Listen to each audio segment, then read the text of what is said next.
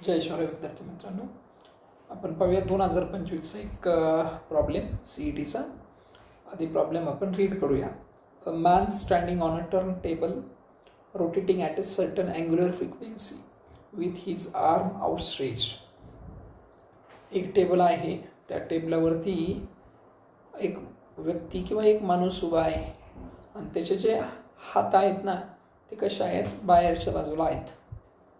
त्यानंतर काय म्हणतात ते, he suddenly fold his arm. त्यानंतर मात्र काय होतंय का तो मनुष्य काय करतोय का त्याचे जे आर्म्स आहेत तो काय करतोय, फोल्ड करतोय. ओके, त्या प्रोसेसमध्ये काय होतंय, movement of inertia with folded arm is 75%.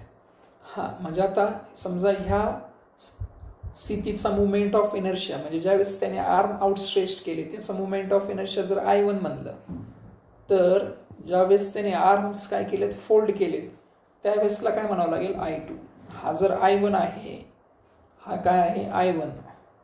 वरचा जर आपला काय असेल I1 असेल, तर खालचा आपला काय असेल, हा I1 आहे, तर हा काय आहे I2. बर, तर ते काय म्हणतायत, I2 जो आहे तो 75% आहे कोणाच्या, I1च्या. बर, 75% आहे म्हणजे काय रे बाबा, 75/100 I1. म्हणजेच 25चा जर भाग दिला तुम्ही तर 3/4 टाइम्स किती येईल, I1. म्हणजे I2 ची जी व्हॅल्यू आहे ती काय येईल तुमच्याकडे, I2 ची व्हॅल्यू काय येईल, 3/4 टाइम्स I1. बर, मग आता आपल्याला त्याने विचारलंय काय ते पाहूया आपण.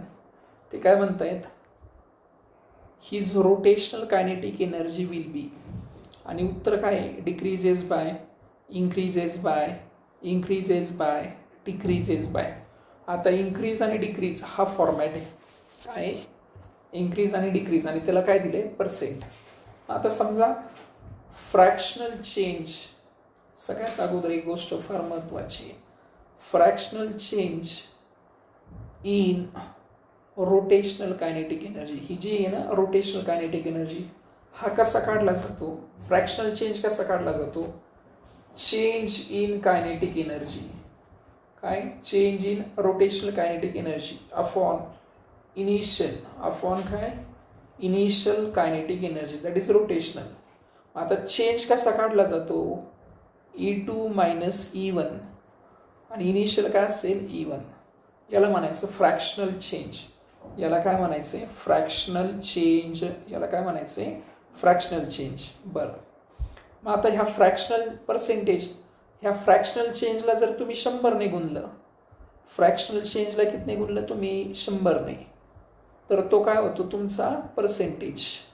ओके, म्हणजे हे तुम्हाला त्याने विचारलेलं आहे सगळ्यात अगोदर. E2 minus E1 upon E1 is equal to 100, याची व्हॅल्यू किती. ओके, म्हणजे ह्या पद्धतीने प्रॉब्लेम त्याने काय केलेला आहे, आपल्याला विचारलेला आहे. बरं, मग आपल्याला काही गोष्टी अगोदर कराव्या लागतील. त्या गोष्टी काय आहेत, तर आपल्याला फायनल अँग्युलर फ्रिक्वेन्सी काढावी लागेल. काय काढावं लागेल, ω किंवा ω1 initial angular frequency, ω2 final angular frequency. मग आता ही कशी काढणार, law of conservation of angular momentum. Law of conservation of angular momentum. काय law of conservation of angular momentum, तो म्हणतो L इज इक्वल टू काय, I ω इज इक्वल टू काय, कॉन्स्टंट. जर असं असेल तर तुम्ही काय लिहू शकता, I1 ω1 is equal to I2 ω2. बरं, आता आपण व्हॅल्यू पुट करूया. I1 ω1 I2 किती, I2 3/4 टाइम्स I1, इथून घेतला, ω2 माहीत नाही, I1 कॅन्सल, हा 4 इकडे आला, तो ω2 ची जी व्हॅल्यू आहे ती काय आली, 4/3 टाइम्स ω1. किती व्हॅल्यू आली, 4/3 टाइम्स ω1 झालं. ही झाली तुमची फायनल अँग्युलर फ्रिक्वेन्सी. आता आपल्याला करायचंय काय, तर आपल्याला काय करायचंय, चेंज इन कायनेटिक एनर्जी.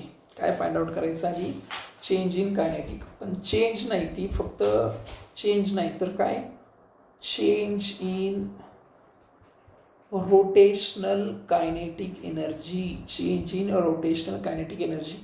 आता कायनेटिक एनर्जीचा फॉर्म्युला काय किंवा रोटेशनल कायनेटिक एनर्जीचा फॉर्म्युला काय आहे 1/2 I ओमेगाचा स्क्वेअर. 1/2 I ओमेगाचा काय आहे स्क्वेअर.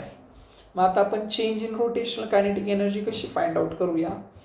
तर समजा असं लिहिलं मी E2 minus E1 is equal to final काय असेल 1/2 I2 ओमेगा 2 त्याचा स्क्वेअर मायनस इनिशियल काय असेल 1/2 I1 ओमेगा 1 त्याचा स्क्वेअर.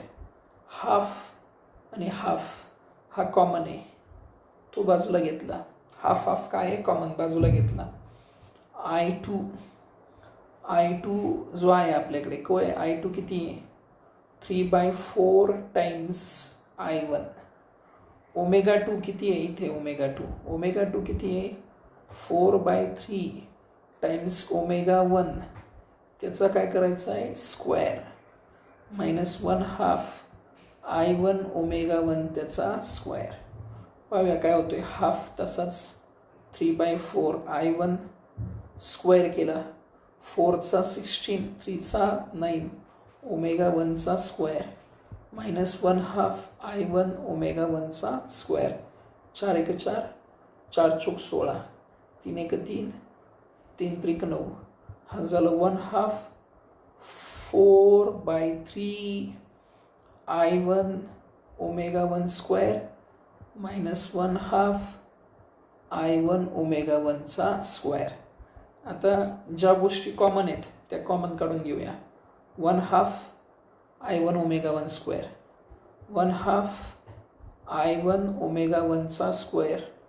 आता इथे शिल्लक काय राहिला 4/3 आणि इथे काय राहिला -1 हा झाला 1/2 I1 omega 1 square into cross multiplication 4 3 1 3 4 वजा 3 1 1/3 किती झाला 3 किती झाला हा 1/3.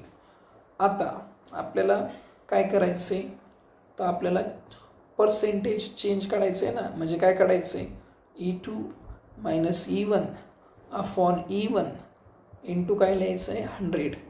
तर आता E2 मायनस E1 आत्ता काढले आपण किती आहे E2 minus E1 1/2 I1 omega 1 square into 1/3 upon E1 किती आहे का इथं E1 सुरुवातीला तो काय 1/2 I1 ओमेगा 1 स्क्वेअर इंटू किती घ्यायचं आहे 100.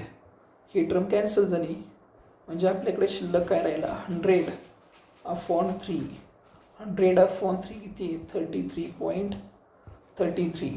बरं मग आता आपल्याकडे जो आलाय तो काय आलाय प्लस 33.33. काय आलाय तो प्लस 33.33. कोणाचं उत्तर आलंय हे E2 minus E1 upon E1. आता हा फायनल जो आहे ना तो मोठा आहे आपल्याकडे कितीने मोठा आहे 33.33. टक्क्यांच्या भाषेत जर करायचं झालं तर हा असा आहे 33. तर आता याच्यामध्ये काय झालेली ही वाढ झालेली आहे.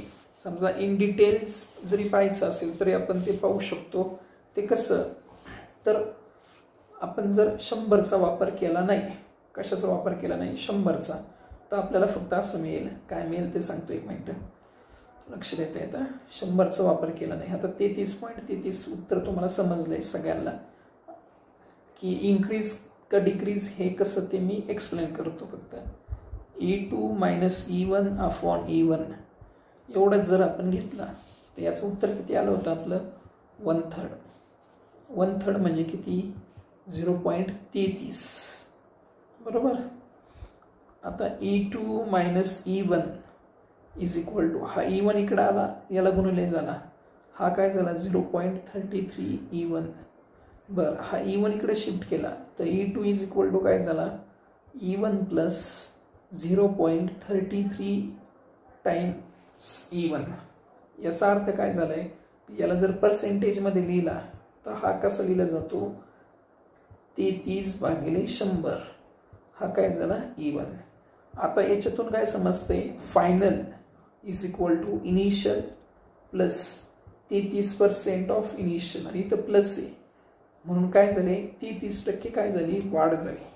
थोडंसं डिटेल घेतला, 10 मिनिटं जरी प्रॉब्लेम घेतला असेल तर ह्या प्रॉब्लेमवरून तुम्ही अशा हजारो प्रॉब्लेम्स सोडवू शकता. म्हणून मी इथे तुम्हाला काय केलं सांगितलं आहे या हिशोबाने. आता जर समजा तुम्हाला डिक्रीज जर झाला असतं डिक्रीज, आणि त्यावेळेस तुम्हाला विचारलं असतं इथं कसं E2 मायनस E1 आहे, तर डिक्रीज घेताना तुम्हाला असं घ्यावं लागेल E1 minus E2 okay upon तुम्हाला काय घ्यावं लागेल इनिशियल E1 ह्या पद्धतीने. तर हा प्रॉब्लेम थोडा जास्त लेंदी झाला पण काही हरकत नाही, समजला असेल.